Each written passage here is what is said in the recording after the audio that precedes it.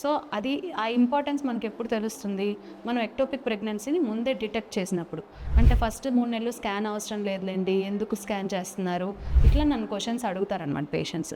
First 3 మంత్స్లో మనం scan చేస్తేనే, ఫస్ట్ ప్రెగ్నెన్సీ అని తెలియగానే మనం ఎందుకు స్కాన్ చేస్తామంటే to rule out ectopic pregnancy. Main reason ఏంటంటే ప్రెగ్నెన్సీ యూట్రస్లో వచ్చిందా లేదా, ఇంట్రా యూట్రైన్ ప్రెగ్నెన్సీయా కాదా, ఎక్స్ట్రా యూట్రైన్ ప్రెగ్నెన్సీయా అనేది మనం కన్ఫర్మ్ చేసుకుంటే ప్రెగ్నెన్సీ గ్రోత్ ఎట్లా ఉన్నది అనేది ఫర్దర్ స్కానింగ్ కొంచెం డిలే చేసుకున్నా ప్రాబ్లం లేదు.